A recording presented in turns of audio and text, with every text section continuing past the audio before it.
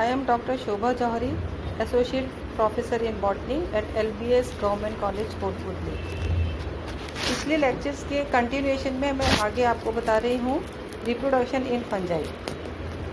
After reaching a certain age of maturity, mycelium accumulates reserve food and it starts reproducing. एक certain stage of maturity पहुँचने के बाद mycelium में reproduction start हो जाता है। ये 3 प्रकार का होता है: vegetative, asexual and sexual. Some scientist include vegetative and spore formation under asexual और सोमेटिक रिप्रोडक्शन। कुछ साइंटिस्ट स्पोर फॉर्मेशन रिप्रोडक्शन को भी एसेक्सुअल रिप्रोडक्शन या सोमेटिक रिप्रोडक्शन के अंतर्गत मानते हैं। Reproduction is a vast feature, so it will be discussed separately in each class of fungi. ये बहुत ही बड़ा विषय है रिप्रोडक्शन, तो इनको हर एक क्लास के साथ अलग से डिस्कस किया जाएगा। इसके बाद हम आ जाते हैं क्लासिफिकेशन पे। क्लासिफिकेशन जनरली लोअर फंजाई एवं हायर फंजाई के आधार पर किया जाता है। लोअर फंजाई में काइट्रीडियोमाइसीटीज, हाइपोकाइट्रीडियोमाइसीटीज, प्लाज्मोडियोफोरोमाइसीटीज एंड ओमाइसीटीज आते हैं, जबकि हायर फंजाई में एस्कोमाइसीटीज, बेसिडियोमाइसीटीज एंड फॉर्म क्लास डिटियोमाइसीटीज आता है। एलेक्सोपोलस 1962 के अकॉर्डिंग क्लासिफिकेशन ऑफ फंजाई, इन्होंने फंजाई के लिए डिवीजन माइकोटा नाम दिया। इस डिवीजन माइकोटा के अंतर्गत sub division Myxomycotina and sub division Eumycotina दिया। सब डिवीजन मिक्सोमाइकोटिना के अंतर्गत non green thallus multinucleate mass of protoplasm called plasmodium like organisms रखे। इन ऑर्गेनिजम्स में lack of definite cell wall थी, मतलब कि एक डेफिनेट सेल वॉल प्रेजेंट नहीं थी। ये organisms free living, diploid, holocarpic and amoeboid in shape के थे। स्पोर फॉर्मेशन बाय मियोसिस था and all free living slime moulds are placed in मिक्सोमाइसीटीज।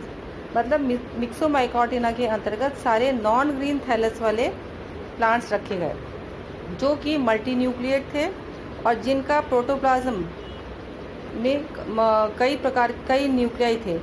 इसका एग्जाम्पल है प्लाज्मोडियम। इस प्रकार के ऑर्गेनिज्म में एक डेफिनेट सेल वॉल का अभाव होता है। ये फ्री लिविंग होते हैं, डिप्लॉयड होते हैं एंड होलोकार्पिक होते हैं। होलोकार्पिक का अर्थ है कि लाइफ के सारे फंक्शंस एक सिंगल सेल द्वारा परफॉर्म किए जाते हैं। दूसरी तरफ सब डिवीजन यूमाइकोटिना आ जाता है। इसके अंतर्गत सारे फिलामेंटस माइसीलियम वाले ऑर्गेनिजम्स रखे गए जो कि फंजाई थे, और इस माइसीलियम के यूनिट स्ट्रक्चर को सेल ना कह करके हाइफा कहते हैं। इन वाले सब डिवीजन में cell wall composed of chitin और mixture of chitin and cellulose था। Definite nucleus with nuclear membrane पाई जाती है। ये वाले ऑर्गेनिजम्स यूकार्पिक होते हैं। सेप्टा विद सेंट्रल पोर होते हैं एंड रिप्रोडक्शन बाय माइटोस्पोर्स विच में बी मोटाइल और नॉन मोटाइल। रिप्रोडक्शन माइटोस्पोर्स के द्वारा होता है जो कि चल भी हो सकते हैं और अचल भी हो सकते हैं। और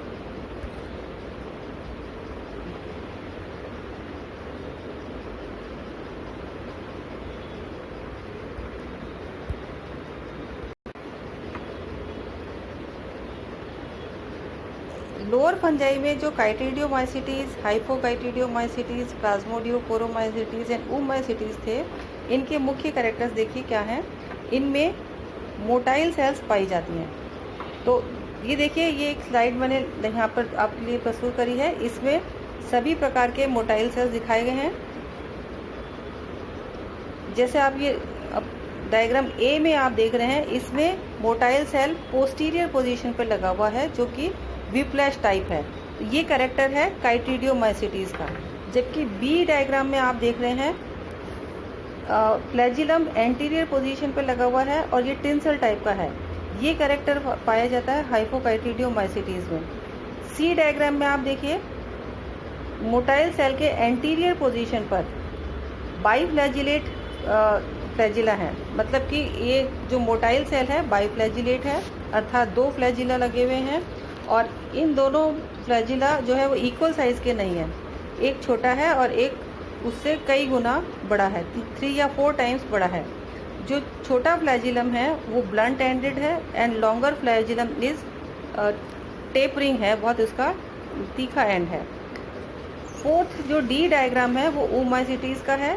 इसमें देखिए मोटाइल सेल की एंटीरियर पोजीशन पे फ्लैजिला है और ये दोनों फ्लैजिला लगभग इक्वल लेंथ के हैं, जिसमें से एक जो कि फॉरवर्ड डायरेक्टेड है वो टेंसल टाइप का है और बैकवर्ड डायरेक्टेड फ्लैजिलम जो है वो व्हिप्लैश टाइप का है।